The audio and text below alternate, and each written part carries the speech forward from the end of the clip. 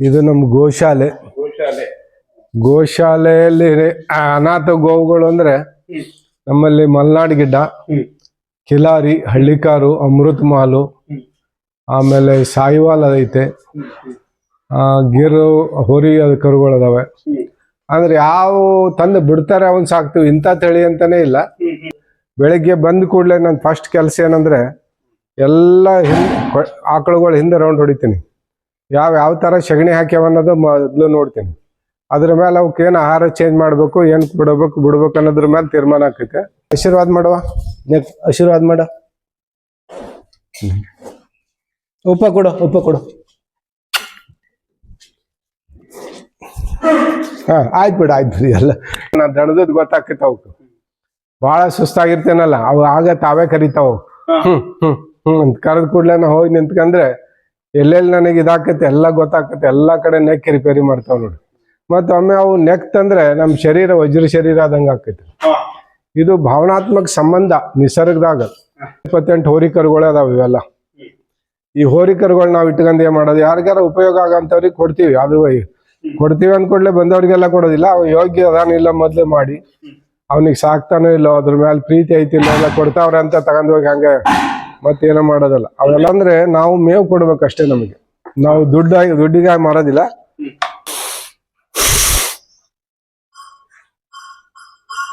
ನನಗೆ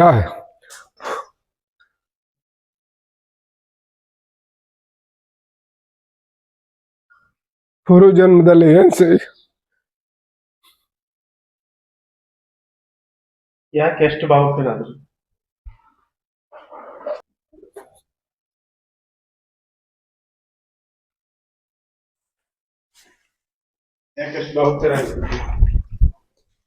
ಸರ್ ನಮಸ್ತೆ. ನಮಸ್ತೆ. ತಮ್ಮ ಪರಿಚಯ ಸರ್ ಮೊದಲಿಗೆ?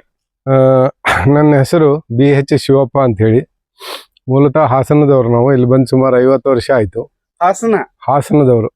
ನಾ ಇಲ್ಲಿ ಬಂದು 50 ವರ್ಷ ಆಯ್ತು. ಮನೆ ಇರೋದೇ ಹಳಿಯಾಳದಲ್ಲಿ. ನಾವು ಬೇರೆ ಉದ್ಯೋಗ ಮಾಡಿ ಫಸ್ಟ್ ಫಾರೆಸ್ಟ್ ಸಿವಿಲ್ ವರ್ಕ್ ಮಾಡಿದ್ವಿ ಸ್ವಲ್ಪ ದಿವಸ. ಆಮೇಲೆ ಫಾರೆಸ್ಟ್ ವರ್ಕ್ ಮಾಡಿದ್ವಿ. ಸುಮಾರು ಒಂದು 30 ವರ್ಷ LIC ನಲ್ಲಿ ಏಜೆಂಟ್ ಆಗಿ ಚೀಫ್ ಅಡ್ವೈಸರ್ ಆಗಿ ಕೆಲಸ ಮಾಡಿದೆ.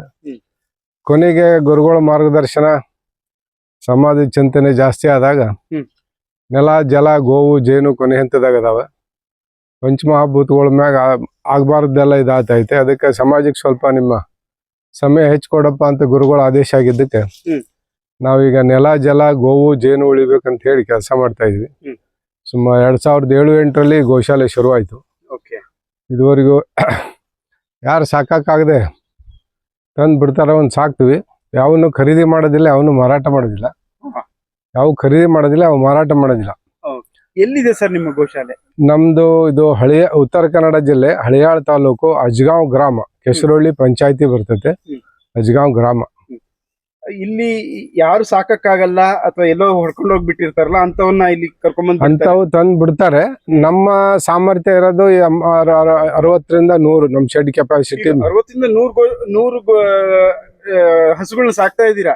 ಹೌದೌದು, 60ರಿಂದ 100. ಹೋದ ವರ್ಷ ಸುಮಾರು ಒಂದು 35 ಹಸುಗಳು ಸಾಕಕ್ ಕೊಟ್ಟಿದ್ವಿ ಬೇರೆಯವ್ರಿಗೆ. ಕೊಡ್ಬೇಕಾದ್ರೆ ಕೆಲವೊಂದು ಷರತ್ತಿನ ಮೇಲೆ ಕೊಡ್ತೀವಿ ನಾವು. ಮುಂಚೆ ನಿಮ್ ಗೋಶಾಲೆ ತೋರಿಸಬಹುದಾ ನಮ್ಗೆ? ಅವಶ್ಯ. ಇದೇ ಶೆಡ್. ನಮ್ದು ನಾಯಿಗಳು 4-5 ಅದಾವ, ಬಹಳಷ್ಟು ಇದ್ವು. ನಾಯಿಗಳು ಬರ್ತಾವ ಹೋಗ್ತಾ ಇರ್ತವೆ. ಇದು ನಮ್ ಗೋಶಾಲೆ.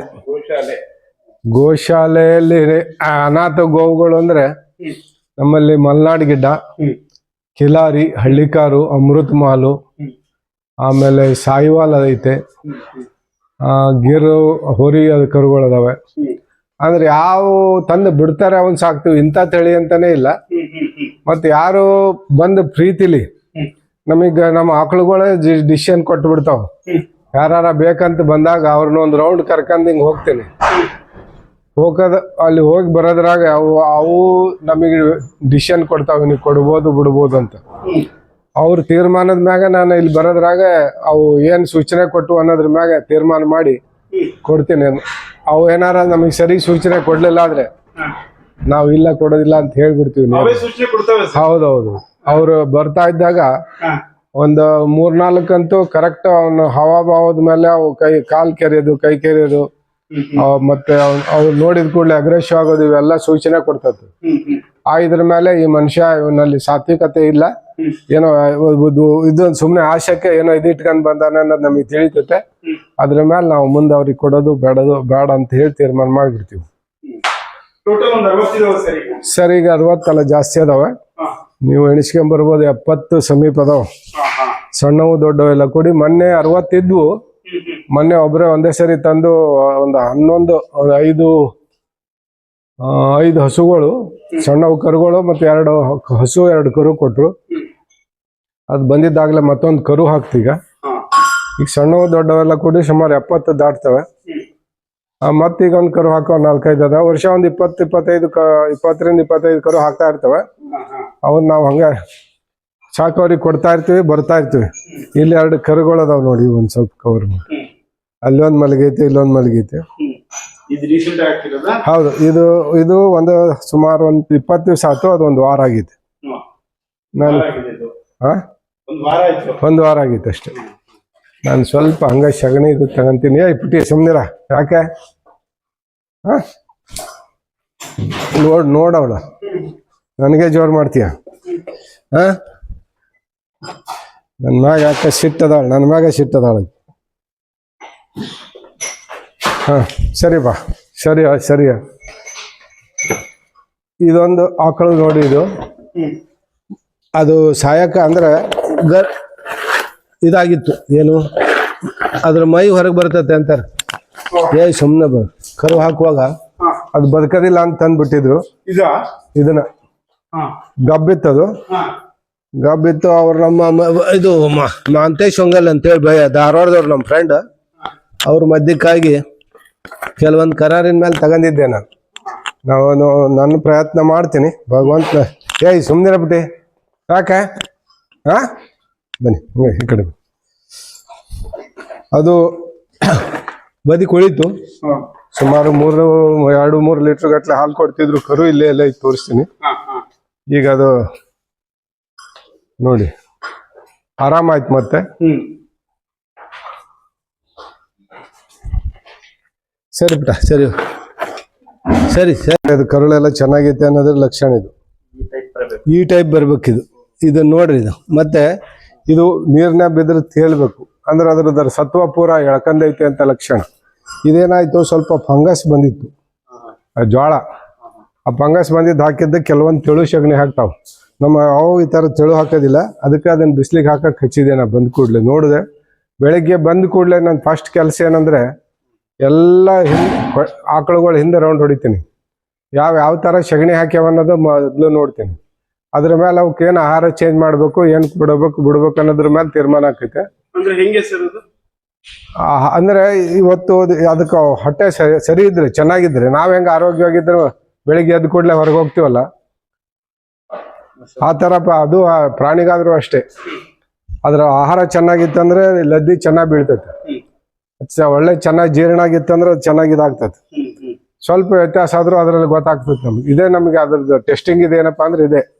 ಆಮೇಲೆ ಎಲ್ಲವುದು ಮುಖ ಮತ್ತು ಕಣ್ಣು ನೋಡ್ತೀನಿ. ಯಾವುದು ಕಣ್ಣಲ್ಲಿ ನೀರು ಬಂದಿರಬಾರ್ದು. ನನಗೆ ಕಣ್ಣಲ್ಲಿ ನೀರು ಬಂದೈತೆ ಅಂದ್ರೆ ಏನೋ ಅದು ಕೊರತೆ ಆಗೈತೆ ಅಂತ. ಕೊರತೆ ಆಗೈತೆ ಅಂದ್ರೆ ನಾವೇನ್ ಮಾಡೋದಿಲ್ಲ, ಅದನ್ನ ಬಿಚ್ಚಿ ಹೊರಗೆ ಬಿಟ್ಬಿಡ್ತೀನಿ ನಾನು. ಅದು ಬಿಸಿಲಲ್ಲಿ ಏನ್ ಬೇಕು ಅದನ್ನ ಬಿಸಿಲು ಅಂದ್ರೆ ಇವತ್ತು ಎಲ್ಲದಕ್ಕೂ ಮೂಲ ಕಾರಣ ಸೂರ್ಯನ ಬಿಸಿಲೇರಿ. ನಮ್ಮ ಅರ್ಧ ರೋಗ ನಿವಾರಣೆ ಮಾಡಕ್ ಶಕ್ತಿ ಇರೋದು ಸೂರ್ಯಗೆ. ಆ ಸೂರ್ಯನ ಬೆಳಕಿನ ಶಕ್ತಿ ಇಂತ ಆಯ್ತಲ್ಲ, ಅದು ಪ್ರಾಣಿಗಳಿಗೆ ಸತ್ಯ ಗೊತ್ತೈತೆ. ಅವು ಬಿಸಿಲಿಗೂ ಎಷ್ಟು ಬೇಕು ಬಿಸಿಲು ತಿಂತವೆ. ಬಿಸಿಲು ಸಾಕಾದ ಕೂಡಲೇ ಬಂದು ನೆರಳಿಗೆ ಬರ್ತವೆ. ನನಗೇನ್ ಬೇಕು ಹುಲ್ಲು ಮೇಯ್ತವೆ. ಅಲ್ಲಿ ಮಣ್ಣು ಯಾವ್ದು ಬೇಕು ನೆಕ್ಕೆಂದು ತಮ್ಮ ಕಾಯಿಲೆ ಹುಷಾರು ಮಾಡ್ಕೊಂಡು ಮತ್ತೆ ಒಳಗೆ ಬರ್ತವೆ. ಇದು ನಿಸರ್ಗದಲ್ಲಿ ಸಹಜವಾಗಿ ನಡೆಯುವಂಥ ಕ್ರಿಯೆ. ನಾವು ಕಟ್ಟಿರೋದ್ರಿಂದ ಇವನ್ನ ಇದು ಮಾಡ್ಬೇಕು. ಪ್ರಾಣಿಗಳು ಕಾಡಲ್ಲಿ ಅದು ನೈಸರ್ಗಿಕವಾಗಿ ಸಹಜವಾಗಿ ತಮ್ಮ ಆರೋಗ್ಯ, ತಮ್ಮ ಆಹಾರ ತಾವೇ ಹುಡಿಕೊಂಡು ಔಷಧಿ ಹುಡಿಕೊಂಡು ಬದುಕ್ತಿರ್ತವೆ. ಇದು ನಿಸರ್ಗದ ನಿಯಮ. ನಾವು ಕಟ್ಟಿರೋದ್ರಿಂದ ಇವಾಗ ಸ್ವಲ್ಪ ಮತ್ತೆ ಏನಾರ ಮಾಡ್ಬೇಕಾಗ್ತದೆ ಅಷ್ಟೇ. ಸುಮ್ಮನೆ ಬಿಟ್ಟ. ಏನು ಯಾಕೋ ಬನ್ನಿ. ಅಲ್ಲ, ಪ್ರತಿ ದಿವಸ ನಾವು 6ರಿಂದ 6:15 ಗಂಟೆಗೆ ಇಲ್ಲಿ ಇರ್ತೀವಿ. ನಮ್ಮ ಜೋಡಿ ಕೆಲಸಕ್ಕೆ ಇಬ್ರು ಬರ್ತಾರೆ ಬೆಳಿಗ್ಗೆ 6 ಗಂಟೆಗೆ. ಗಂಡ ಹೆಂಡತಿಗೆ ದಿವ್ಸಕ್ಕೆ 1,000 ರೂಪಾಯಿ ಕೊಡ್ತೀನಿ, ಒಬ್ರಿಗೆ 600 ರೂಪಾಯಿ ಕೊಡ್ತೀನಿ. ಅವರೇ ಕೆಲಸ ಮಾಡ್ಕೊಂಡು ಹೊರಟಾರೆ, ನಮಗೇನು ಚಿಂತೆ ಇಲ್ಲ ಇದುವರೆಗೂ. ಮತ್ತು ಇವೇನು ಸ್ವಲ್ಪ ಆರೋಗ್ಯವಾಗಿ ದಷ್ಟಪುಷ್ಟವಾಗಿ ಕಾಣ್ತಾವಲ್ಲ, ಇವೆಲ್ಲ ನಮ್ಮಲ್ಲಿ ಹುಟ್ಟಿದವು. ನಮ್ಮಲ್ಲಿ ಹುಟ್ಟಿದವು ಅನ್ನೋದು ಸೂಚನೆ ಏನಂತಂದ್ರೆ, ಯಾವ ನೀವು ದಷ್ಟಪುಷ್ಟವಾಗಿ ಮಜಬೂತ್, ಯಾಕಂದ್ರೆ ಮನುಷ್ಯ ಆಯ್ತು ಪ್ರಾಣಿ ಆಯ್ತು, ತಾಯಿ ಹಾಲು ಸಮೃದ್ಧವಾಗಿ ಕುಡಿದಾಗ ಅವಕ್ಕೆ ಮನುಷ್ಯನಿಗೂ ರೋಗ ಕಡಿಮೆ, ಪ್ರಾಣಿಗಳಿಗೂ ರೋಗ ಕಡಿಮೆ. ಅದಕ್ಕೆ ನಮ್ಮಲ್ಲಿ ದಷ್ಟಪುಷ್ಟ ಯಾಕದಾವ ಅಂದ್ರೆ ಅವು ತಾಯಿ ಹಾಲು ಸಮೃದ್ಧವಾಗಿ ಕುಡಿಸ್ತೀವಿ. ಅವು ಕುಡಿದು ಬಿಟ್ಟಾಗ ನಾವು ಕರಿಯಕ್ಕೆ ವಿಚಾರ ಮಾಡ್ತೀವಿ. ಹಾಲಿಗೆ ಸಾತ್ವಿಕತೆ ಯಾವಾಗ ಬರ್ತೈತೆ ಅಂದ್ರೆ, ಕರುಗೆ ಹೆಚ್ಚಾಗಿ ಅದು ಹಾಲು ಬೇಕೋ ಬೇಡ ಅಂತ ಕುಡಿತಾ ಇರ್ತದೆ. ಅಕಸ್ಮಾತ್ ಅದು ಆಸಿ ಬಿದ್ದು ಕುಡಿದ್ರೂ ಬೆಳಿಗ್ಗೆ ತೆಳುಗ್ ಸಗಣಿ ಹಾಕ್ತದೆ. ಆಗ ಗೊತ್ತಾಕೈತೆ ನಮ್ಗೆ ಇದ್ರ ಹಾಲು ಜಾಸ್ತಿ ಆಗಿತ್ತು ಅಂತೇಳಿ. ಆಗ ಒಂದು ಮಲೆ ಕರಿತೀವಿ. ಮತ್ತು ಅದು ಏನಾದ್ರು ತೆಳು ಸಗಣಿ ಹಾಕ್ತು ಮತ್ತೆ ಇದಾಯ್ತು ಅಂದ್ರೆ ಮತ್ತೆ 2 ಮಲೆ ಕರಿತೀವಿ. ಆಗ ಅದ ಹಾಲಿಗೆ ಏನಾಗ್ತದೆ ಅಂದ್ರೆ ಸಾತ್ವಿಕ ಗುಣ ಬರ್ತದೆ. ಅದು ಹಾಲು ಕರುವಿನ ಹಕ್ಕು. ಯಾವುದೇ ಮನುಷ್ಯನ ಇದ್ರಾಗ ನಿಸರ್ಗದಲ್ಲಿ ಹಾಲು ಕುಡಿಯೋದು ಮನುಷ್ಯ, ಬೇರೆ ಪ್ರಾಣಿ ಹಾಲು ಕುಡಿಯೋದು ಮನುಷ್ಯ ಒಬ್ಬನೇ. ಎಲ್ಲ ತಮ್ಮ ಕರುಗೆ ಮಕ್ಕಳಿಗಾಗಿ ಮಾಡ್ಕೊಂಡಿರ್ತಾವ ಹಾಲನ್ನ. ಆದ್ರೆ ಮನುಷ್ಯ ಏನಾಗೈತೆ ಅಂದ್ರೆ ಆಕಳ ಹಾಲನ್ನ ಕುಡಿಯಕ್ ಶುರು ಮೊದ್ಲಿಂದ ಬಂದೈತೆ. ಅದು ತನ್ನ ತಾಯಿ ಹಾಲು ಕೊರತೆ ಆದಾಗ ಮಕ್ಕಳಿಗೆ ಆಕಳ ಹಾಲು ಕೊಟ್ಕಂತ, ಈಗ ಅದು ಬತ್ತಾ ಕಮರ್ಷಿಯಲ್ ರೂಪ ಪಡಿತಾ ಐತೆ. ಈಗ ಅದೊಂದು ದೊಡ್ಡ ಉದ್ಯಮಿಯಾಗಿ ಕನ್ವರ್ಟ್ ಮಾಡ್ತಾವ್ರೆ. ಇದಕ್ಕೆ ಕಾರಣ ಭಾಳಷ್ಟು ಅದಾವೆ. ಹಿಂಗ್ ಹೋಗೋಣ.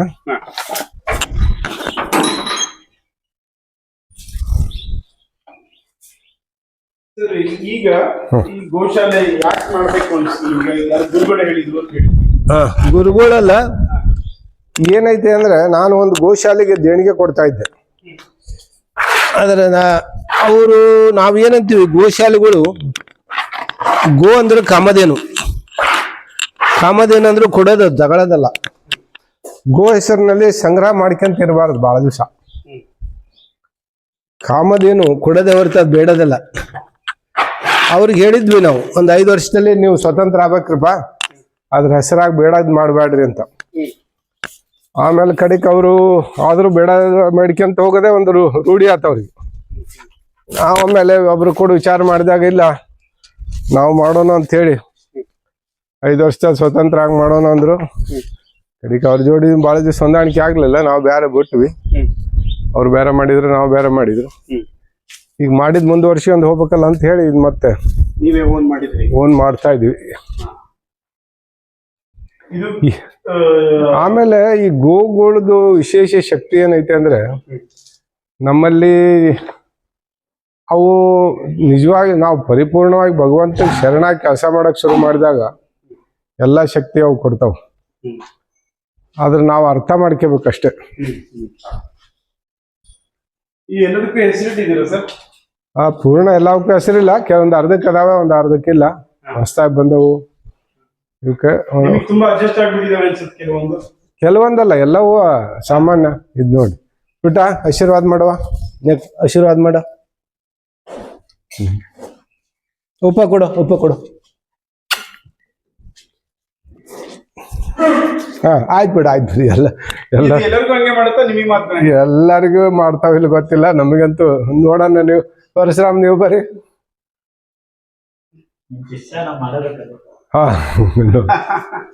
ಇದಪ್ಪ ಚೆನ್ನಾಗಿ ನೋಡವರ, ಅವ್ರಿಗೆ ಆಶೀರ್ವಾದ ಮಾಡಕಂದ ಮಾಡ. ಖರೆ ಶಿಸ್ತು ನೋಡಪ್ಪ, ನೀವು ಒಪ್ಕೊಂಡಿ. ನಾನು ಇಲ್ಲ ಆಯ್ತು, ಆಶೀರ್ವಾದ ಮಾಡಿರಿ. ಖರೆ ಶಿಷ್ಯ ದಣದದ್ ಗೊತ್ತಾಕೈತ. ಅವಕ್ಕೆ ಬಹಳ ಸುಸ್ತಾಗಿರ್ತೇನಲ್ಲ, ಅವು ಆಗ ತಾವೇ ಕರಿತಾವ. ಅಂತ ಕರೆದ್ ಕೂಡ್ಲೆ ನಾ ಹೋಗಿ ನಿಂತ್ಕಂದ್ರೆ ಎಲ್ಲೆಲ್ಲಿ ನನಗೆ ಇದಾಕೈತೆ ಎಲ್ಲ ಗೊತ್ತಾಕೈತೆ. ಎಲ್ಲಾ ಕಡೆ ನೆಕ್ ರಿಪೇರಿ ಮಾಡ್ತಾವ ನೋಡಿ. ಮತ್ತ ಒಮ್ಮೆ ಅವು ನೆಕ್ ತಂದ್ರೆ ನಮ್ ಶರೀರ ವಜ್ರ ಶರೀರ ಆದಂಗ ಆಕೈತಿ. ಇದು ಭಾವನಾತ್ಮಕ ಸಂಬಂಧ ನಿಸರ್ಗದಾಗ. ಶಿವನ ವಾಹನ ಹೋದ್ರಿ ನಂದಿ. ಇದು ನೆನಮನೆದ ಇತಿಹಾಸ ಇಲ್ರಿ. ನಂದಿ ಉತ್ಪತ್ತಿ ಹೆಂಗಾಯ್ತು, ಇದು ಬಹಳ ದೊಡ್ಡ ನಿಸರ್ಗದಾಗ. ನಂದಿ ಬಿಟ್ರಿ ಇದೇ ಇಲ್ಲ, ಬದುಕೇ ಇಲ್ಲ. ನಾವೇನ್ ಮಾಡೀವಿ ಅಂದ್ರೆ ಈಗ ನಂದಿ ಬಿಟ್ಟು ಎಲ್ಲ ಮಾಡಕ್ ಹೊಂಟಿವಿ, ಎಲ್ಲ ಅನಾಹುತ ಆತಾವ್. ಮೂಲ ಕೃಷಿಗೆ ಆಧಾರ ನಂದಿ. ಭೂಮಿ ಮೇಲೆ ನಂದಿ ಪಾದ ಬೀಳ್ಬೇಕಂತಾರೆ. ನಮ್ಮಲ್ಲಿ ಗೋಧೂಳಿ ಸಮಯ ಅಂತಿದ್ರು. ಗೋಧೂಳಿ ಸಮಯದಾಗ ಆ ಧೂಳೆ ಬಿಸ್ಕೊಂಡ್ ಬರೋದ್ರಾಗ ಅದ್ ಬರೀ ತಿರ್ಗಾಡಿದ್ರೆ ಎಷ್ಟೋ ಮೈಯಾಗಿನ ರೋಗ ಹೋಗ್ತಾವಂತಿದ್ರು. ಗೋಧೂಳಿ ಸಮಯದಲ್ಲಿ ಮದುವೆ ಮಾಡ್ಬೇಕಂತಾನು ಅಂತಿದ್ರು. ಇವತ್ತು ಏನಾಗ್ಯಾವ ಅಂದ್ರೆ ಹಳ್ಳಿ ಎಲ್ಲವ ಕಾಂಕ್ರೀಟ್ ರೋಡ್ ಆಗ್ಯಾವ. ಆ ಕಾಂಕ್ರೀಟ್ ಧೂಳು ಎದ್ದು ಅರ್ಧ ರೋಗ ಜಾಸ್ತಿ ಆಗ್ತೈತೆ. ಈ ದೇಶ ಸ್ವತಂತ್ರ ಆದಾಗ 33 ಕೋಟಿ ಜನಸಂಖ್ಯೆ ಇದ್ರೆ 130 ಕೋಟಿ ಗೋಗಳ ಸಂಖ್ಯೆ. ಗೋಗಳು ಗುಡ್ಡ ಬೆಟ್ಟದಲ್ಲಿ ಮೇಯ್ದು ಸಗಣಿ ಹಾಕ್ತಿದ್ವು, ಗೋಮೂತ್ರ ಮಾಡ್ತಿದ್ವು. ಆಗ ಮಳೆ ಬಂದಾಗ ಆ ಸಗಣಿ ನೀರು, ಗೋಮೂತ್ರದ ನೀರೆಲ್ಲ ಹಳ್ಳ ಕೊಳ್ಳ ಹರ್ಕೊಂಬಂದು ಸಹಜವಾಗಿ ಪವಿತ್ರ ಆಗ್ತಿತ್ತು ಮತ್ತು ಶುದ್ಧಿ ಆಗ್ತಿತ್ತು. ಈಗ ನೀವು ಬೇಕಾದಂತ ರಾಡಿ ನೀರು ಹೋಗಿ ಗೋಮೂತ್ರ ಹಾಕ್ರಿ, ಶುದ್ಧಿ ಆಗ್ತಿತ್ತು. ಇದು ನಿಸರ್ಗ ತಂದೊಂದು ಸೈಕಲ್ ಇತ್ತು. ನಾವೇನ್ ಮಾಡಿದ್ವಿ ಅದನ್ನ ಅದನ್ನೆಲ್ಲ ಕಟ್ ಮಾಡ್ಕೊಂಡ್ ಬಂದ್ವಿ. ಒಂದಕ್ಕೊಂದು ಈಗ ಅಭಿವೃದ್ಧಿ ಅಂತೇಳಿ ಕೈಗಾರಿಕೆಗಳು ಶುರುವಾದವು. ಎಲ್ಲ ಹಳ್ಳ ಕೊಳ್ಳ ಎಲ್ಲ ವಿಷ, ನೀರೆಲ್ಲ ವಿಷ, ಅದು ಪ್ರಾಣಿ ಪಕ್ಷಿ ಕುಡಿದಂಗೆ ಆಗುತ್ತವೆ. ಮತ್ತೆ ಗೋಗಳ ಸಂಖ್ಯೆ ಕಡಿಮೆ ಆಗಿದ್ದಕ್ಕೆ ಭೂಮಿಗೆ ರಾಸಾಯನಿಕ ಕಡಿಮೆ ಅಲ್ಲ, ಸಗಣಿ ಗೊಬ್ಬರ ಕಡಿಮೆ ಹಾಕೋದಕ್ಕಿಂತ ಭೂಮಿಲಿ ಮಣ್ಣಿನ ನೀರು ಹಿಡ್ಕೊಳ್ಳೋ ಸಾಮರ್ಥ್ಯ ಕಡಿಮೆ ಆಯ್ತು. ನಾವು ಮಣ್ಣಿನಲ್ಲಿ ನೀರು ಹಿಡ್ಕೋಬೇಕಂತೀವಿ, ಇವರು ಸರ್ಕಾರಿಗೆ 28 ಯೋಜನೆ ಮಾಡಿ ಕೃಷಿ ಹೊಂಡ ಮಾಡ್ರಿ, ಕೆರೆ ಮಾಡ್ರಿ, ಅಲ್ಲಿಂದ ನೀರು ತರ್ರಿ, ಇಲ್ಲಿಂದ ತರ್ರಿ ಅಂತಾರೆ. ಕೆಪಾಸಿಟಿ ನಮ್ಮ ಕೆಪಾಸಿಟಿ 60ರಿಂದ 100 ಆಯ್ತಂದ್ರೆ ನಾವೇನ್ ಮಾಡ್ತೀವಿ, ಯಾರಿಗೆ ಇದು ನೋಡ್ರಿ ಈ ಕಡೆ ಕಾಣ್ತಾವಲ್ಲ ನಿಮ್ಗೆ, ಸುಮಾರು 27-28 ಹೋರಿಕರುಗಳೇ ಅದಾವ. ಇವೆಲ್ಲ ಈ ಹೋರಿಕರುಗಳು ನಾವು ಇಟ್ಕೊಂಡು ಏನ್ ಮಾಡೋದು, ಯಾರಿಗಾರ ಉಪಯೋಗ ಆಗಂತವ್ರಿಗೆ ಕೊಡ್ತೀವಿ. ಆದ್ರೂ ಕೊಡ್ತೀವಿ ಅಂದ್ಕೊಡ್ಲೆ ಬಂದವ್ರಿಗೆಲ್ಲ ಕೊಡೋದಿಲ್ಲ. ಅವ್ ಯೋಗ್ಯ ಅದಾನಿಲ್ಲ ಮೊದ್ಲು ಮಾಡಿ, ಅವನಿಗೆ ಸಾಕ್ತಾನೋ ಇಲ್ಲೋ, ಅದ್ರ ಮೇಲೆ ಪ್ರೀತಿ ಐತಿಲ್ಲ, ಎಲ್ಲ ಕೊಡ್ತಾವ್ರೆ ಅಂತ ತಗೊಂಡೋಗಿ ಹಂಗೆ ಮತ್ತೇನೋ ಮಾಡೋದಲ್ಲ. ಅವೆಲ್ಲ ಕಾಸ್ಟ್ ಇರುತ್ತಾ ಅಥವಾ ಫ್ರೀನಾ? ಕಾಸ್ಟ್ ಅಂದ್ರೆ ನಾವು ಮೇವು ಕೊಡ್ಬೇಕಷ್ಟೇ. ನಮಗೆ ನಾವು ದುಡ್ಡಿಗೆ ಮಾರೋದಿಲ್ಲ. ಒಂದು ಹೋರಿಕರುಗ ಒಂದು ಟ್ರ್ಯಾಕ್ಟರ್ ಹುಲ್ ಕೊಟ್ಟು ಹೋಗ್ರಿ ಅಂತೀವಿ. ಹುಲ್ ಇಲ್ದವ್ರು ಜೋಳ ಆ ಕಡೆ, ಬೆಳವಲ್ದವ್ರು ಧಾರವಾಡ ಆ ಕಡೆ ಬಂದವರು ಒಂದು ಟ್ರ್ಯಾಕ್ಟರ್ ಇದು ಮೇವಿಂದ ಜೋಳ, ಬಿಳಿ ಜೋಳದ್ದು ಮೇವು ಇರ್ತೈತಲ್ಲ, ಕಣಿಕೆ ಅಂತಾರೆ, ಅದನ್ನ ಕೊಟ್ಟು ಹೋಗ್ರಿ ಅಂತೀವಿ. ಇಲ್ಲಾಂದ್ರೆ ಹೊಟ್ಟಿದ್ದವ್ರು ಹೊಟ್ಟು, ಸೋಯಾಬೀನು, ತೊಗರಿ ಇದೆಲ್ಲ ಇರ್ತಾವಲ್ಲ, ಆ ಹೊಟ್ಟು ಕೊಟ್ಟು ಹೋಗ್ರಿ ಅಂತ ಹೇಳ್ತೀವಿ. ಆಮೇಲೆ ಪ್ರೀತಿ ಇದ್ರೆ ಮುಂದೆ ಕೊಟ್ಕೊಂತ ಹೋಗ್ಬೋದು, ಇಲ್ಲಾಂದ್ರೆ ಇಲ್ಲ ಅಷ್ಟೇ. ನಾವು ನಮ್ಮ ಊರ ಉದ್ದೇಶ ಏನು, ಈ ಸಂಪತ್ತು ಉಳಿದ್ರೆ ಮತ್ತೆ ಭೂಮಿ ಬದುಕಕ್ಕೆ ಎಲ್ಲರೂ ಆರೋಗ್ಯವಾಗಿ ಇದೈತಿ. ಇದೇ ಗೋ ಸಂಪತ್ತೇ ನಾಶ ಆಯ್ತಂದ್ರೆ ಮುಗೀತಿಲ್ಲ ಭೂಮಿ ಮೇಲೆ. ಅದಕ್ಕೆ ಕೊನೆ ಹಂತದಾಗ ಐತೆ, ಉಳಿಬೇಕು ಬೆಳಿಬೇಕು ಅನ್ನೋದು ಮೂಲ ಉದ್ದೇಶ. ಯಾರೇ ಒಬ್ರು ರೈತರು ನನಗೆ ಈ ಹಸು ಸಾಕ್ತೀನಿ ಅಂತ ಬಂದ್ರೆ ತಾವು ಅದೇ ನೀವ್ ಹೇಳಿದ ಕಂಡೀಷನ್ಗೆ ಒಪ್ಪಿದ್ರೆ ಕೊಡ್ತೀರಾ? ನಾವ್ ಹೇಳಿದ ಕಂಡೀಷನ್ಗೆ ಹೋಗ್ಬೇಕು. ಮತ್ ನಾವು ಅವನ್ನ ನೋಡ್ತೀವಿ. ಈಗ ಮೊನ್ನೆ ಒಂದು ಹೋರಿ ಕೊಟ್ಟಿದ್ದೀನಿ ನಾನು, ಈಗ ಒಂದು 4 ದಿವಸದಿಂದ ಕೊಟ್ಟಿದ್ದೀನಿ. ಅದಕ್ಕೂ 8 ದಿವಸ ಇದ್ದೆ ಒಂದು ಹೋರಿ ಒಬ್ಬ ಒಯ್ದಿದ್ದ. ಅವನ ಇಲ್ರಿ ಗಳಕ್ ಬರ್ತಾ ಇಲ್ಲ ಅಂತಂದು ವಾಪಸ್ ಬಿಟ್ಟ, ಇಟ್ಕೊಂಡ್ವಿ. ಇವನು ಒಯ್ದವ್ನಿಗೆ 2 ಸರಿ ಕೇಳಿದೆ, ಹಂಗೈತಪ್ಪ, ಇಲ್ಲ ನಡೀತಾ ಐತ್ರಿ ಅಂತ. ಅವ್ರಿಗೆ ಆಗ್ಲಿಲ್ಲ ಆದ್ರೂ ವಾಪಸ್ ತಂದು ನಮಗೆ ಬಿಡ್ಬೇಕು. ಯಾವ ಕಾರಣಕ್ಕೂ ಬೇರೆಯವ್ರಿಗೆ ಮಾರೋದಾಗ್ಲಿ ಬೇರೆಯವ್ರಿಗೆ ಕೊಡೋದಾಗ್ಲಿ ಮಾಡಂಗಿಲ್ಲ. ಇದು ನಮ್ಮ ಮೂಲ. ಇದು ಸರ್, ಈಗ ಇಲ್ಲಿರೋವು ಎಲ್ಲ ಬೇರೆ ಬೇರೆ ಕಡೆ ಸಿಕ್ಕವ ಅಥವಾ ಕಸಾಯಿಖಾನೆಗೆ ಹೋದವ, ಹೆಂಗೆ ಇಲ್ಲಿಗೆ ಬಂದವು ಇಷ್ಟೊಂದು? ಎಲ್ಲ ಅದಾವ.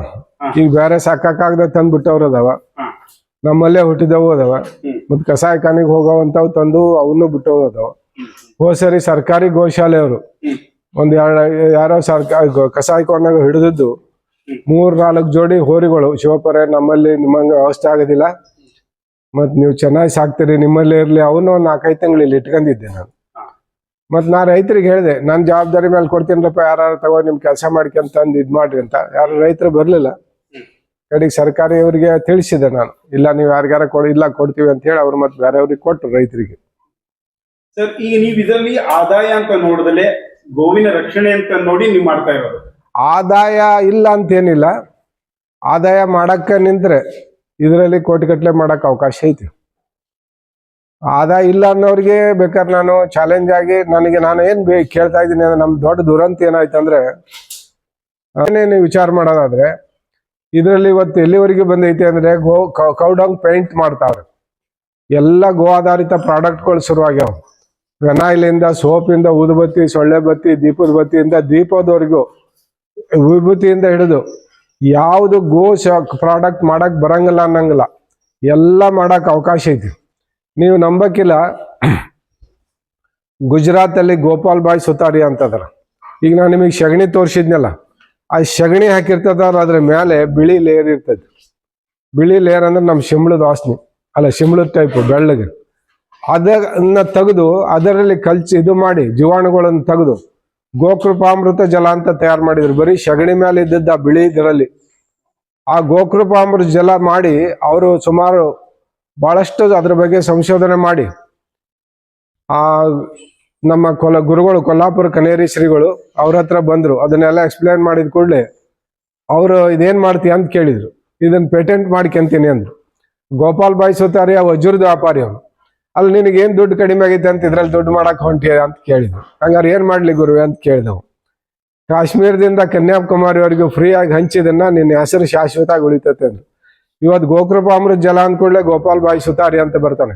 ಕಾಶ್ಮೀರದಿಂದ ಕನ್ಯಾಕುಮಾರಿವರೆಗೆ 2 ರೌಂಡ್ ಇದು ಮಾಡ್ಯಾನೆ, ಸ್ವತಃ ಅಡ್ಡಾಡ್ಯಾನೆ. ಮತ್ತು ನಮ್ಮಂಥವ್ರು ಸಾವಿರಾರು ಜನ ತಯಾರಾಗ್ಯಾರ ಅದನ್ನ ಕಲ್ಚರ್ ಕೊಡಕ್ಕೆ. ಇದು ಬಹಳ ಪರಿಣಾಮ ಆಗೈತೆ, ಬಹಳ ಕೆಲಸ ಮಾಡ್ತಾ ಐತೆ. ಮೊದಲು ಸುಭಾಷ್ ಪಾಲೇಕರ್ ಅಂತೇಳಿ 2002ರಲ್ಲಿ ಅವರು ಜೀವಾಮೃತ ಅಂತ ಇದು ಮಾಡಿದ್ರು. ಜೀವಾಮೃತ ಇವು ಯಾವ ಹೊಸದಲ್ಲ, ನಮ್ಮ ಸಿದ್ಧಾಂತ ಶಿಖಾಮಣಿ ಓದಿದ್ರೆ ವೇದಗಳು ಎಲ್ಲ ಓದಿದಾಗ ಎಲ್ಲ ಮೂಲದಲ್ಲಿ ಇತ್ತಿತ್ತು. ನಾವು ಮರ್ತೀವಿ, ಅದನ್ನ ಅವರು ನೆನಪಿಸಿದ್ರು ಅಷ್ಟೇ. ನಾವು ಸಿದ್ಧಾಂತ ಶಿಖಾಮಣಿ ಓದಿದಾಗ 1000 ವರ್ಷದ ಹಿಂದಿನ ಇತಿಹಾಸದ ಗೋಕೃಪಾಮೃತ ಜಗ್ಗದ ಬಗ್ಗೆ ಬರ್ದಾರೆ. ಅದನ್ನು ಸುಭಾಷ್ ಪಾಲೇಕರ್ 2002ರಾಗೆ ದೇಶದ ತುಂಬ ಬಹಳಷ್ಟು ಪ್ರಚಾರ ಮಾಡಿದ್ರು. ಸುಮಾರು 12-13ರಲ್ಲಿ ಇವರು ಗೋಕೃಪಾಮೃತ ಜಲ, ಅದಕ್ಕಿಂತ ನೆಕ್ಸ್ಟ್ ವರ್ಷನ್ ಈಗ ಹೆಂಗೆ ಮಾಡಲ್ ಚೇಂಜ್ ಆಗ್ತಾವಲ್ಲ ಹಂಗೆ ಅಡ್ವಾನ್ಸ್ ಈಗ ಅದಕ್ಕೂ ಈಗ ಮತ್ತೊಬ್ರು ಅಜಿತ್ ಪರಬ್ ಅಂತ ಹೇಳಿ NIT ಸೈಂಟಿಸ್ಟ್ ಅವರು ಹತ್ತಿ ಮರದಲ್ಲಿ ಔದುಂಬರ ಕಲ್ಕಿ ಅಂತ ಕಲ್ಚರ್ ತಯಾರು ಮಾಡ್ಯಾರೆ. ಯಮುನಾ ನದಿ ಗಲೀಜಾಗಿದ್ದಕ್ಕೆ ಅದನ್ನ ಕ್ಲೀನ್ ಮಾಡಕ್ಕೆ NIT ಸ್ಟೂಡೆಂಟ್ಸು ಅವರೆಲ್ಲ ಕೂಡಿ ಮೋದಿಗೆ ಪ್ರೆಸೆಂಟೇಶನ್ ಕೊಟ್ಟು ಅದನ್ನ ಈಗ ಅವ್ರು ಕೂಡ ಪೇಟೆಂಟ್ ಮಾಡ್ಕೊಂಡು ಮಾಡ್ತಾವ್ರೆ. ಅಜಿತ್ ಪರಬ್ ಅವರು ನಮ್ಮಲ್ಲಿ ಬಂದು ನೋಡಿ ಒಂದ್ ದಿವಸ ಉಳಿಯಾಕ್ ಬರ್ತೀನಿ ಅಂತ ಹೇಳಿದ್ದಾರೆ. ಆಮೇಲೆ Anand Malligowda lake man of India ಅಂತಾರ. ಅವ ಬೆಂಗಳೂರಿನ ಕೆರೆಗಳು ಸುಮಾರು ನಾನು ಆಗ್ಲೇ 35-40 ಕೆರೆಗಳು 12 ರಾಜ್ಯಕ್ಕೆ ಈಗ ಸಲಹೆಗಾರ ಆಗ್ಯಾನ. ಬೇಸಿಕಲಿ ಮೆಕ್ಯಾನಿಕಲ್ ಇಂಜಿನಿಯರ್ ಅವ, ಕೊಪ್ಪಳದವ. ಇಲ್ಲಿ ದೇಶಪಾಂಡೆ ಅವ್ರ ಒಂದು ಕಾರ್ಯಕ್ರಮಕ್ಕೆ ಕರೆದಿದ್ರು. ಅವ್ರದ್ದು ಇದಕ್ಕೆ ಹೇಳಿದವ್ರೆ, ನಾನು ಬೇರೆ ಕಡೆ ಇದ್ದ ಹೋಗಿ ಬಾಕ್ಲಾಗ ನಿಂತೆ. ಯಾರೋ ಒಬ್ರು ಬಂದ್ ಸರ್ ಇದು ಜಾಗ ಬಂದು ಒಳಗೆ ಕೊಡ್ರಿ ಅಂತ. ಅವ್ರು ಪ್ರತಿಯೊಂದು ಮಾತನ್ನು ಅಬ್ಸರ್ವ್ ಮಾಡ್ತಿದ್ದೆ. ಅವನು ನಾನು ಅವನ ಮಾತು ಅಬ್ಸರ್ವ್ ಮಾಡೋದು ನೋಡೇ ನಾವು ಫಂಕ್ಷನ್ ಮುಗಿದ ಕೂಡಲೇ ನಾವು ಹೋಗಿ ಕೈ ಕೊಟ್ಲೆ ಹಿಡ್ಕಂದ ಯಾರೋ ಪರಿಚಯ ಮಾಡಿದ್ರು. ಇವ್ರು ಅಣ್ಣವ್ರು ಹಿಂಗೆ ನಿಮ್ಮಂಗೆ ಸಾಹಸ ಗೋಶಾಲೆ ಇಲ್ಲ, ನಾನು ಅವ್ರ ಗೋಶಾಲೆಗೆ ಹೋಗ್ತೀನಿ ಅಂತ ಹೇಳಿದ್ರು. ಇಲ್ಲಿ ನಮ್ಮಲ್ಲಿ ಗೋಶಾಲೆಗೆ ಬಂದು ಆನಂದ್ ಮಲ್ಲಿಗವಾಡ ಅವರು ಸುಮಾರು 1/2-3 ಗಂಟೆ ಕೈ ಮುಕ್ಕಂದು ಹಂಗೆ ನಿಂತಿದ್ರು. ಅಣ್ಣರೇ ಇದು ಗೋಶಾಲೆ ಅಲ್ರಿ, ಇದು ಎಲ್ಲ ಋಷಿಮುನಿಗಳು ಆಸದಾರೆ, ನಿಮ್ಗೆ ಜನ್ಮದಾಗ ಮುಕ್ತಿ, ಇದು ನಿಮಗೆ ಪುನರ್ಜನ್ಮ ಇಲ್ಲ ಅಂತ ಹೇಳಿದ ಆ ಮನುಷ್ಯ. ಅವನ ಪುಣ್ಯಾತ್ಮ ಹಂಗೆ ಹೇಳಾನೆ. ಅವರೆಲ್ಲ ಸಾಧಕರು. ನಾವು ಅವ್ರದ್ದು ವೇಷ ಬದಲಿರ್ಬೋದು, ಆದ್ರೆ ಅವ್ರದ್ದು ಇದನ್ನು ಒಳಗೆ ಅಂತರಾತ್ಮ ನೋಡಿದಾಗ ಅವ್ರ ಎಂಥ ತಪಸ್ವಿಗಳು. ಯಾಕಂದ್ರೆ ಬೇಸಿಕಲಿ ಮೆಕ್ಯಾನಿಕಲ್ ಇಂಜಿನಿಯರ್ ಆದವ 12 ರಾಜ್ಯಕ್ಕೆ ಇವತ್ತು ನೀರಾವರಿ ಹಾಕನಂದ್ರೆ ಸಣ್ಣ ಮಾತಲ್ಲ. ನಾವು ಭಗೀರಥ ಇವ್ರದ್ದೆಲ್ಲ ಇತಿಹಾಸ ಕೇಳ್ತೀವಿ. ಅಂಥವ್ರೆಲ್ಲ ಇವತ್ತು ನಮ್ಮ ಸಂಪರ್ಕದಾಗ ಅದಾರೆ. ನಮ್ದು ಭಾಳ ದೊಡ್ಡ ನೆಟ್ವರ್ಕ್ ಐತಿ. ನಮಗೀಗ ಏನಾಗಬೇಕಾಗಿದೆ ಅಂದ್ರೆ ಗೋ ಸಂಪತ್ತು ಉಳಿಬೇಕು, ಯಾರೇ ಮಾಡಲಿ. ಅವ ಯಾವ ಜಾತಿ ಮತ ಪಂಥ ಅಂತಿಲ್ಲ. ನಾವು ಇಸ್ಲಾಂಗಳು ವಿರೋಧ ಮಾಡಂಗಿಲ್ಲ, ಕಾಂಗ್ರೆಸ್ ವಿರೋಧ ಮಾಡಂಗಿಲ್ಲ, JDS ವಿರೋಧ ಮಾಡಂಗಿಲ್ಲ. ಗೋಗಳ ಪ್ರೀತಿ, ಗೋವಿನ ಹಾಲು ಎಲ್ಲರಿಗೂ ಅವಶ್ಯಕ ಐತೆ. ಮನುಷ್ಯ ನಾವು ಎದ್ದು ಕೂಡಲೇ ಮಾತಾ, ಭೂಮಾತಾ, ಗೋಮಾತಾ, ಗಂಗಾ ಮಾತಾ, ಗೀತಾ ಮಾತಾ ಅಂತೇಳಿ ಶ್ಲೋಕ ಹೇಳ್ತೀವಿ. ಅದಾದ್ಮೇಲೆ ಮಾತೃದೇವೋಭವ, ಪಿತೃದೇವೋ, ಗುರುದೇವೋಭವ. ಅದಾದ್ಮೇಲೆ ಪಂಚಮಹಾಭೂತಗಳು ಭೂಮಿ, ಆಕಾಶ, ವಾಯು, ವರುಣ, ಅಗ್ನಿ. ಅದಾದ್ಮೇಲೆ ಸೂರ್ಯ, ಚಂದ್ರ, ನಕ್ಷತ್ರ, ನವಗ್ರಹ ದೇವತೆಗಳು. ಅದಾದ್ಮೇಲೆ ಬ್ರಹ್ಮ, ವಿಷ್ಣು, ಮಹೇಶ್ವರ, ಸಪ್ತ ಋಷಿಗಳು. 84 ಲಕ್ಷ ಜೀವರಾಶಿಗಳು.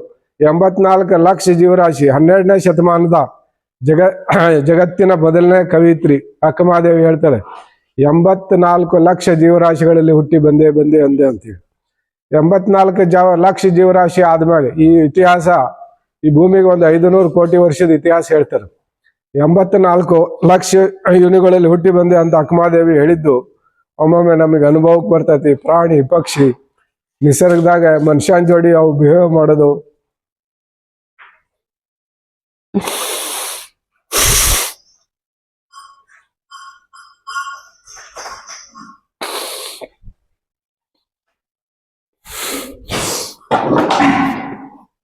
ನನಗೆ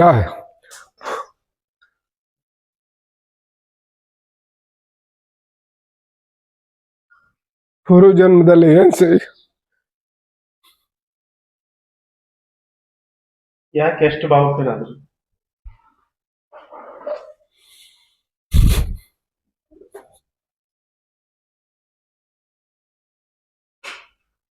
ಸಮಾಧಾನ.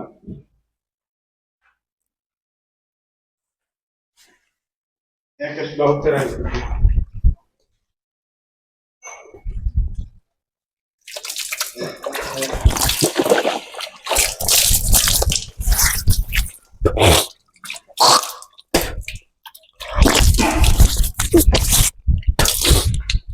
ಭಾವುಕಲ್ಲ, ಭಾವನೆಗಳು. ಈಗ ಅವು ಪ್ರಾಣಿಗಳು ನಮ್ಮ ಜೋಡಿ ನಡ್ಕೊಳ್ಳೋದು ಎಲ್ಲ ನೋಡಿದಾಗ ಏನೋ ಹಿಂದಿನ ಜನ್ಮದ ಸಂಬಂಧ ಇರ್ಬೋದಂತ ಅನಿಸ್ತಮ್ಮೊಮ್ಮೆ.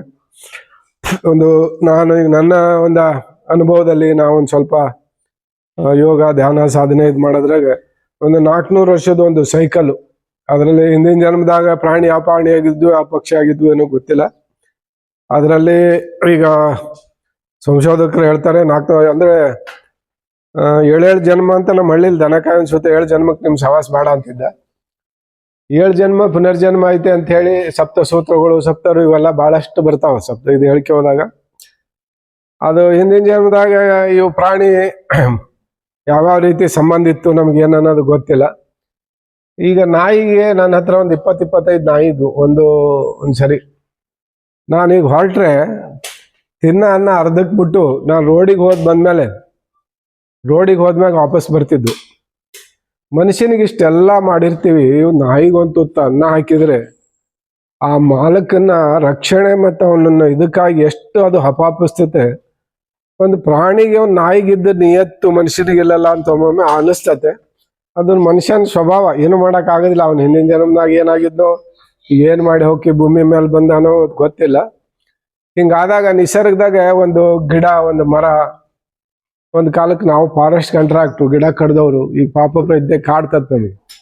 ಆಗ ಏನ್ ಮಾಡ್ತಿದ್ವಿ, ಲೆಕ್ಕಾಚಾರ ಮಾಡ್ತಿದ್ವಿ ಲಾಭ ಎಷ್ಟು ಆಕೈತೆ ಅಂತ. ಈಗ ಅದೇ ಗಿಡ ಆಕ್ಸಿಜನ್ ಎಷ್ಟು ಕೊಡ್ತತೆ, ಮನುಷ್ಯನಿಗೆ ಎಷ್ಟು ಉಪಕಾರಿ ಆಗೈತಿ, ಇವೆಲ್ಲ ವಿಚಾರ ಮಾಡ್ತೀವಿ. ಈಗ ಏಜು ಸ್ಟೇಜು ಅಂತೀವಿ ನಾವು. ಬಾಲ್ಯ, ಯೌವನ, ಆಮೇಲೆ ಸಂಸಾರ, ಸನ್ಯಾಸ ಮತ್ತು ವಾನಪ್ರಸ್ಥ ಅಂತ ಬರ್ತಾವ. ನಾವು ಒಂದರಲ್ಲೇ ಸಿಕ್ಕಾಕೊಂಡು ಕೊನೆಯವರೆಗೂ ಅದರಲ್ಲೇ ಒದ್ದಾಡ್ತೀವಿ. ಹಂತವಾಗಿ ಬದಲಾವಣೆ ಮನುಷ್ಯ ನಿಸರ್ಗದಾಗ ಬಯಸ್ಕೊಂತ ಹೋದಾಗ ಅವ್ನಿಗೆ ಅರಿವಾಗ್ತತೆ. ಸಾಮಾನ್ಯ ಇದನ್ನ ಒಬ್ಬೊಬ್ರು ಏನ್ ಮಾಡ್ತಾರ, ಒಂದು ಆಸ್ತಿಗೆ ಅಥವಾ ಒಂದು ಆಶಯಕ್ಕೆ ಯಾವುದೋ ಜೋತ್ ಬಿದ್ದು ಕಡಿಯವರೆಗೂ ಇದು ನಮ್ದು ಹಂತವಾಗಿ ಇದು ಮುಂದೇನಪ್ಪ, ಈ ಗೋಸೇವೆ ಮಾಡಿದ್ವಿ ಇದಕ್ಕಿಂತ ಮುಂದೆ ಏನು ಒಳ್ಳೇದೈತೆ, ಈ ತರ ಚಿಂತನೆ ನಮ್ದು ಯಾವಾಗ ಇದ್ದೇ ಇರ್ತತೆ. ಇದು ನಮ್ದು ಗೋಗಳು, ನಾವು ಮೂಲತಃ ಕೃಷಿಕರೇ. ನಾವು ರೈತರ ಮನ್ಯಾಗ ನಮ್ಮವ್ರ ದನಗಳು. ನಮ್ಮ ತಾಯಿ ಹಾಲು ಕರಿತಿದ್ರೆ ನಾವು ಹೋಗಿ ಕಪ್ಗಳು ವಾಟಿ ಹಿಡ್ಕೊಂಡ್ ಕೂಡ್ತಿದ್ವಿ. ಕಾರಣ ಲೋಟಗಳು ಹಾಲು ಕೊಡು ಅಂತ. ಆಕಳು ಗೋಮೂತ್ರ ಮಾಡ್ತಿದ್ರೆ ನಮ್ಮ ತಾಯಿಯ ಗೋಮೂತ್ರ ಹಿಡ್ಕೊಂಡ್ ಕುಡಿದ್ರೆ ಹಾಲು ಕೊಡ್ತಿದ್ಲು. ಕಂಡೀಷನ್ ಅಂದ್ರೆ ನಮ್ಮ ತಾಯರಿಂದರಿಗೆ ಗೋಮೂತ್ರ ಕುಡಿಸ್ಬೇಕನ್ನೋದು ಗೊತ್ತಿತ್ತು. ಇವತ್ತು ವಿಜ್ಞಾನಿಗಳು ಸೈಂಟಿಸ್ಟ್ಗಳು ಹೇಳ್ತಾವ್ರ ಅದ್ರಾಗ ಅದೈತಿ. ಅಲ್ಲಲ್ಲ, ಈಗ ನಾನು ಹೇಳೋದಿಷ್ಟೇ, ಬಹಳ ಅಡ್ವಾನ್ಸು. ನಾವು ಹೊಂಟಿವಿ ಅಂದ್ರೆ ಒಂದು 50-60 ವರ್ಷ ಹಿಂದೆ ಹೋಗ್ಬಿಡ್ರಿ. 50 ವರ್ಷ ಹಿಂದೆ ಹೋದಾಗ ನಮ್ದವ್ರು ಎಷ್ಟು ನೆಮ್ಮದಿಯಿಂದ ಇದ್ದಿದ್ರಾಗ, ಎಷ್ಟು ಸುಖವಾಗಿದ್ರಿ. ಏನೆಲ್ಲ ಇದ್ರು ನೆಮ್ಮದಿ ಇಲ್ಲಿ ಕಳ್ಕಂತಾವ್ನ. ಯಾಕಂದ್ರೆ ಇವನಿಗೆ ಬೇಕು ಅನ್ನೋದು ಭಾಳ ಆಗಿತ್ತು. ಈ ಬೇಕು ಅನ್ನೋದ್ರಿಂದ ನೆಮ್ಮದಿ ಕಳ್ಕಂತಾವ್ನೆ. ನಾನು ಸುಮಾರು LIC ನಲ್ಲಿ ಇದ್ದಾಗ 2008-09 ಕತೆ ಹೇಳ್ತೀನಿ, 1-1.5 ಲಕ್ಷವರೆಗೂ ತಿಂಗಳ ನಂದು ಕಮಿಷನ್ ಇತ್ತು. ಈಗ 20-30 ಸಾವಿರನೂ ಇಲ್ಲ, ಅದ್ರಾಗೂ ನೆಮ್ಮದಿ ಆಗೋದೀನಿ. ಆಗ ಅಷ್ಟೆಲ್ಲ ಕಮಿಷನ್ ಇದ್ರು ದುಡ್ಡು ಸಾಕಾತಿರ್ಲಿಲ್ಲ. ಯಾಕೆ ತಿಂಗಳಿಗೆ ಓಡಾಟಕ್ಕೆ 25-30 ಸಾವಿರ ಖರ್ಚು ಹೋಗ್ತೈತಿ ನಂದು. ಆಮೇಲೆ ಇವತ್ತು ಇವ್ರ ಜೀವನ ಏನಾಗಿ ಇದು ಹಿಂಗಾಗಿ ನಾವು ಸರಳ ಬದುಕಿಗೆ ಬಂದಿದ್ದಕ್ಕೆ. ಈಗ ನಾನು ಮೊನ್ನೆ ನಮ್ದಲ್ಲಿ ಫೆಬ್ರವರಿ 6ಕ್ಕೆ ಕೊಲ್ಲಾಪುರ ಕನೇರಿ ಶ್ರೀಗಳು, ಇಲ್ಲ ಶಿವಣ್ಣ 6ನೇ ತಾರೀಕು ನೀನು ಗೋಶಾಲೆಯಾಗಿರ್ತೀನಪ್ಪ ಅಂದ್ರು.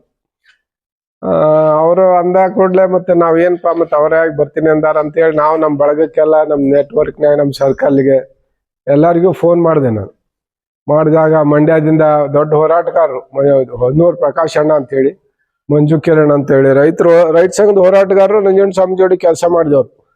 ಅವರಿಂದ ಹಿಡಿದು ಇಲ್ಲಿ ಬೀದರು, ಇಲ್ಲಿ ಈ ಕಡೆ ತುಮಕೂರು, ಎಲ್ಲಾ ಕಡೆಯಿಂದ ಜನ ಬಂದ್ರು. ಬಹಳ ಇದಾಯ್ತು, ಖುಷಿ ಆಯ್ತು ನಮಗೆ.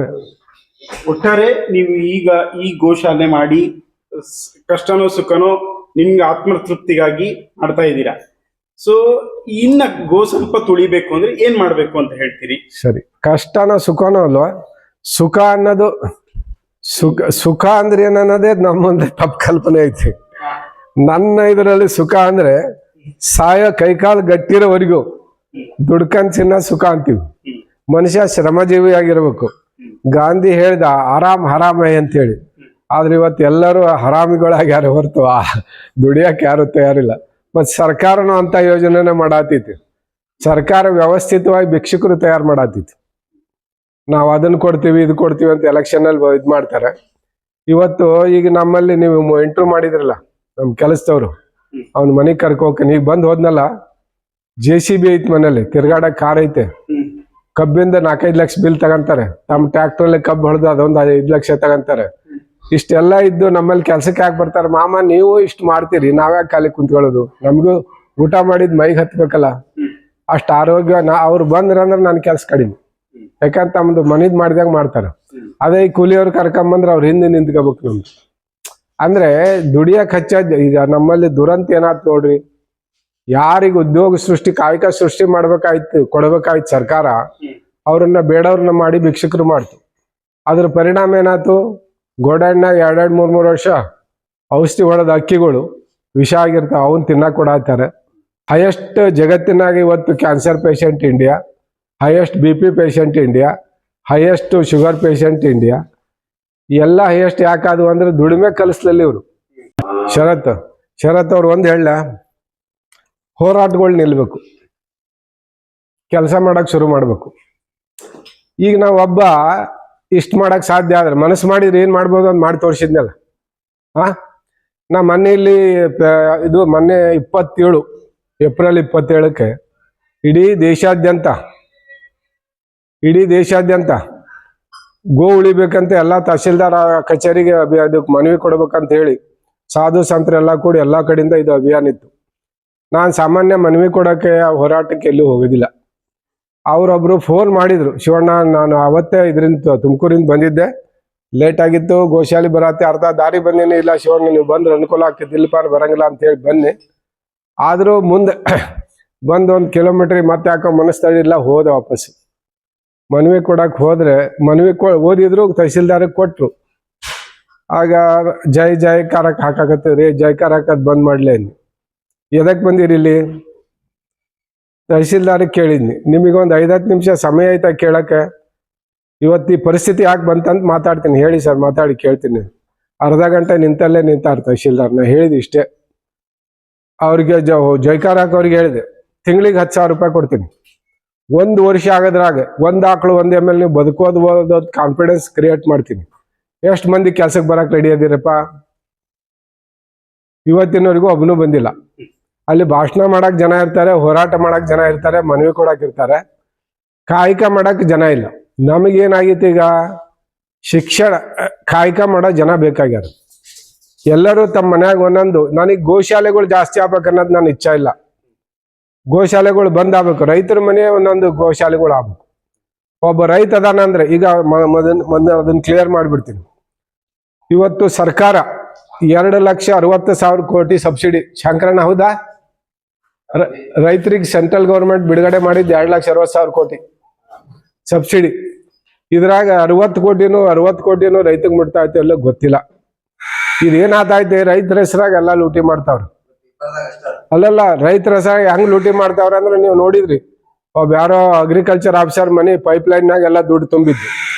ಇವ್ರಿಗೇನು ರೈತಿಗೆ ಕೊಡ್ಬೇಕಲ್ಲ, ಎಲ್ಲ ಇದು ಲಾಭ ಯಾರಿಗೆ ಆತೈತೆ ಅಂದ್ರೆ ಫ್ಯಾಕ್ಟ್ರಿ ಅವ್ರಿಗೆ, ಮಧ್ಯದ ವ್ಯಾಪಾರಸ್ಥರಿಗೆ, ಅಧಿಕಾರಿಗಳಿಗೆ. ರೈತಿಗೆ ಬಂದು ಮುಟ್ತಾ ಇಲ್ಲ. ಅದಕ್ಕೆ ನಾವ್ ಹೇಳೋದು ಇಷ್ಟೇ, ರೈತರು ನೀವು ಮನಸ್ಸು ಮಾಡಿದ್ರೆ ಏನೆಲ್ಲ ಮಾಡಕ್ ಸಾಧ್ಯ ಐತೆ. ಒಂದೇ ಬೆಳೆ ಬೆಳ್ಕೋಬೇಡ್ರಿ, ಸಮಗ್ರ ಬೆಳೆ ತನಗೆ ಬೇಕಾದದ್ದೆಲ್ಲ ಬೆಳ್ಕೊಳ್ರಿ. ನೀವು ಮನ್ಯಾಗ ಮನುಷ್ಯ ಇಷ್ಟೆಲ್ಲ ಹೋರಾಟದ ಆಹಾರ ಭದ್ರತೆ ಇತ್ತಂದ್ರೆ ಎಲ್ಲ ತನ್ನಿಂದ ತಾನೇ ಬಗೆಹರಿತತೆ. ಈಗ ಏನಾಯ್ತಂದ್ರೆ ಕಮರ್ಷಿಯಲ್ ಅಂತ ಯೂನಿವರ್ಸಿಟಿ ಅವ್ರು ಬಂದ್ರ ಅದ್ ಹಾಕಿದ್ರಿ ಇದ್ ಲಾಭ, ಅದ್ ಹಾಕಿದ್ರಿ ಇದ್ ಲಾಭ. ನಮ್ ಹಿರಿಯರೆಲ್ಲ ಸಮಗ್ರ ಬೆಳೆಯಾಗ ಇದ್ರವ್ರು, ತನಗೆ ಬೇಕಾದ ಎಲ್ಲ ಬೆಳ್ಕಂತಿದ್ರು. ಇವು ಲಾಭ ಲೆಕ್ಕಾಚಾರ ಮಾಡಕ್ ಹೋಗಿ ಇದು ತಮ್ಮ ಮೂಲ ವೃತ್ತಿನ ಕಳ್ಕೊಂಬಿಟ್ರು. ಅದಕ್ಕೆ ನಾವೀಗ ಹೇಳೋದಷ್ಟೇ, ರೈತ ಆದವನು ಮನ್ಯಾಗ ಜೋಡಿ ಇರಬೇಕು. ಒಂದು ಜೋಡಿ ಕನಿಷ್ಠ ನಂದಿ ಇರಬೇಕು. ನಂದಿ ಪಾದ ಭೂಮಿ ಮ್ಯಾಗ ಬೀಳ್ಬೇಕು. ನಂದಿ ಪಾದ ಬೀಳೋದ್ರಿಂದ ಅಂದ್ರೆ ಸೂರ್ಯ ಮತ್ತು ಚಂದ್ರನ ನಡುವೆ ಅಲ್ಲ, ಸೂರ್ಯ ಮತ್ತು ಭೂಮಿ ನಡುವೆ ಅದಕ್ಕೆ ಆಕರ್ಷಣೆ ಆಯ್ತು. ಕೊಂಡಿ ಯಾವ್ದಪ್ಪ ಅಂದ್ರೆ ನಂದಿ ನಮ್ಮ ಗೋವು. ಸೂರ್ಯನಿಂದ ಸೂರ್ಯಕೇತಿ ಚಂದ್ರಕೇತಿ ನಾಡಿ ಅಂತದಾವ್. ಅದರಿಂದ ತನ್ನ ಸೂರ್ಯ ಮತ್ತು ಚಂದ್ರನ ತಗೊಂಡಿದ್ದನ್ನ ಭೂಮಿಗೆ ಅಮೃತ ರೂಪದಲ್ಲಿ ಕೊಡೋಂಥದ್ದು ನಮ್ಮ ನಂದಿ ಮತ್ತು ಗೋಮಾತೆ. ಇದನ್ನ ಕಟ್ ಮಾಡಿಬಿಟ್ಟಿದೀವಿ. ಆ ಭೂಮಿ ತಾಯಿ ಬಾಯಾಗ ನಾವು ವಿಷ ಹಾಕಕ್ಕೆ ಶುರು ಮಾಡಿದೀವಿ. ಈಗ ರೈತರಿಗೆ ಹೇಳೋದು ಇಷ್ಟೇ, ನಾನು ಎಲ್ಲರೂ ಮನೇಲಿ ಒಂದೊಂದು ಎರಡೆರಡು ಸಾಕ್ರಿ, ಭಾವನಾತ್ಮಕವಾಗಿ ಸಾಕ್ರಿ, ಲೆಕ್ಕಾಚಾರ ಮಾಡಿ ಸಾಕ್ಬಾಡಿ. ಇದು ಇಡೀ ಜಗತ್ತಿನಿಂತಿರೋದೇ ಭಾವನೆಗಳ ಮ್ಯಾಗ. ಈ ಭಾವನೆ ಕಳ್ಕೊಂಡ್ವಿ, ಸಂಬಂಧ ಕಳ್ಕೊಂಡ್ವಿ, ಎಲ್ಲದ್ರಾಗೂ ಲೆಕ್ಕಾಚಾರಕ್ಕೆ ನಿಂತೀವಿ ನಾವು. ಎಲ್ಲದಕ್ಕೂ ಲೆಕ್ಕಾಚಾರಕ್ಕೆ ನಿಂತಿದ್ದೆ ಈ ದುರಂತ ಆಗಿದ್ದು. ಪುಟಿ ಸರಿವಾ ಗೌರಿ ಕಂದ ಈ ಕಡೆ ತಿರುಪುಟ, ನಾ ಕುಂತ್ಕೊಂತೀನಿ ಬಾರ ಕಂದ. ಆಯ್ತು ಜಾಡ್ ಈಗ ನಿಸರ್ಗದ ಜೋಡಿ ಭಾವನೆಗಳಿಲ್ಲ, ಪಶುಗಳ ಜೋಡಿ ಭಾವನೆಗಳಿಲ್ಲ, ಗಂಡ ಹೆಂಡತಿ ಸಂಬಂಧಗಳಲ್ಲಿ ವ್ಯವಹಾರ ಆಗ್ಬಿಟ್ಟೈತಿ. ಇನ್ನು ಅಣ್ಣ ತಮ್ಮದಿರಂತೂ ಬ್ಯಾಡ, ಅದು ಕೋರ್ಟ್ ಕಚೇರಿ ಇವೇ ಜಾಸ್ತಿ ಆಗ್ಯಾವ. ಈಗ ಭಾವನಾತ್ಮಕ ಸಂಬಂಧ ನಾವು ಬೆಳೆಸ್ಕೊಂಡ್ವಿ, ಅರ್ಧ ಸಮಸ್ಯೆ ಬಗೆಹರಿತಾವ. ನನಗಿವತ್ತು ಇಲ್ಲಿ ಗೋಶಾಲೆ ನಡೆಸ್ತಾ ಇದ್ದೀನಿ. ಏನಕ್ಕಂದ ಏನವ ಆಯ್ತು, ನೀನು ಜಾನ್ ನಿಂದೆ ಮಾತಾಡ್ತಾ ಇದ್ದೀನಿ. ಆಯ್ತು, ನಿಂದೆ ಮಾತಾಡ್ತೀನಿ. ಗೋಶಾಲೆ ನಡೆಸ್ತಾ ಇದ್ದೀನಿ. 9 ತಿಂಗಳು ನಾನು ಬೆಡ್ ಮ್ಯಾಗಿದ್ದೆ 2007-8ರಲ್ಲಿ. ಇವತ್ತಿನವರೆಗೂ ನನಗೆ ಒಂದು ಕಾಯಿಲೆ ಕಸಾಲ ಅನ್ನೋದಿಲ್ಲ. ಮತ್ತು ಸಣ್ಣ ಪುಟ್ಟು ಸಮಸ್ಯೆ ಎದುರಿಸ್ತಾ ಇದ್ದೀನಿ. ಒಂದೊಂದಿಷ್ಟು ಹಣಕಾಸಿಂದ ಇರ್ಬೋದು, ಅದು ಯಾವಾಗೋ ಯಾರೋ ಬಂದು ಅದು ಹೆಂಗೆ ಕೊಡ್ತಾರೆ ನನಗೆ ಗೊತ್ತಿಲ್ಲ. ಇದು ನಿಸರ್ಗದಾಗ ಒಂದು ಶಕ್ತಿ ಐತಿ. ಅದು ಒಂದು ಶಕ್ತಿ ಅಷ್ಟೇ ಅಲ್ಲ, ಸುಮ್ಮನೆ ಇದೇ ಕಳ್ಳಿ ಸುಮ್ಮನೆ ಏನ್ ಮಾಡ್ತೀಯ. ಶಕ್ತಿ ಅಷ್ಟೇ ಅಲ್ಲ, ನಿಸರ್ಗಕ್ಕೆ ಎಲ್ಲ ಗೊತ್ತಾಗ್ತಾ ಇತ್ತು. ನಿಸರ್ಗಕ್ಕೆ ಎಲ್ಲ ಗೊತ್ತೈತಿ. ಅದು ಯಾರಿಗೆ ಯಾವ ಸಂದರ್ಭದಾಗ ಸಹಾಯ ಮಾಡಬೇಕು ಮಾಡ್ತದೆ. ಇದು ನಾ ಕಣ್ಕಂದಂತ ಸತ್ಯ. ಇದುವರೆಗೂ ನನಗೆ ಒಂದು ಮೇವಿಗಾಗಲಿ ಸುಮ್ಮನೆ ಕಂದ ಆಯ್ತು ನಿನ್ನ ಯಾವುದು ನನಗೆ ಈ ಗೋಮಾತೆ ಒಂದು ಆಶೀರ್ವಾದದಿಂದ ಇದುವರೆಗೂ ಕೊರತೆ ಅನ್ನೋದಾಗಿಲ್ಲ. ಎಲ್ಲಿಂದನೂ ಪರೀಕ್ಷೆ ನಡೀತವೆ. ನಾ ಅಂತೀನಿ ಭಗವಂತಗೆ, ನಿನಗೆ ಶರಣಾಗಿನಪ್ಪ, ಶಕ್ತಿ ಕೊಟ್ರೆ ಉಳಿತೀನಿ, ಸೇವೆ ಮಾಡ್ತೀನಿ. ಇಲ್ಲಾಂದ್ರೆ ಸೇವಾ ಅಂತೂ ಆಗಂಗಿಲ್ಲ. ಯಾಕಂದ್ರೆ ಇದು ಸೇವಾ ಯಾವಾಗ ಆಕೈತ್ರಿ, ಏನು ಪಡಿದೆ ಬಂದು ಕೊಟ್ಟಾಗ ಸೇವಾ ಆಕೈತಿ. ಇವು ಕರು ಕೊಟ್ವು, ಸಗಣಿ ಕೊಟ್ವು, ಗೋಮೂತ್ರ ಕೊಟ್ವು, ಭೂಮಿಗೆ ಹಾಲು ಕೊಟ್ವು. ಇಷ್ಟೆಲ್ಲ ಕೊಟ್ಟು ನಾವು ಸೇವಾ ತಗೊಂಡು, ಸೇವಾ ಅನ್ನೋದು ಸೇವಾ ಕೃತಜ್ಞತೆನೂ ಪೂರ್ಣ ತಲ್ಸಕ್ಕೆ ಆಗಂಗಿಲ್ಲ. ಕೃತಜ್ಞತೆ ಸ್ವಲ್ಪ ಸಲ್ಲಿಸ್ಬೋದು ಅಷ್ಟೇ. ನಮ್ದು ಹೆಂಗೆ ಅಂದ್ರೆ ಗೊತ್ತೇನ್ರಿ, ಈಗ ನಾವು ಮನೆ ಬರ ಮಾತಾಡೋರಿಗೆ ಮೈಕ್ ಕೊಡಬಾರ್ದು, ಹೆಣ್ಮಕ್ಳು ಸೀರೆ ಅಂಗಡಿಗೆ ಬಿಡಬಾರ್ದು, ಎಮ್ಮೆ ನೀರಿಗೆ ಬಿಡಬಾರ್ದು. ನಮ್ಮದು ಮಾತು ಮುಗಿಯಂಗಿಲ್ರಿ, ನೀವು 8 ದಿವಸ ಮಾತಾಡೋದು. ಅಲ್ಲಲ್ಲ, ನಾವು ಒಂದೊಂದು ಸಬ್ಜೆಕ್ಟ್ 8 ದಿವಸ ಮಾತಾಡೋರು ನಾವು. ಅದಕ್ಕೆ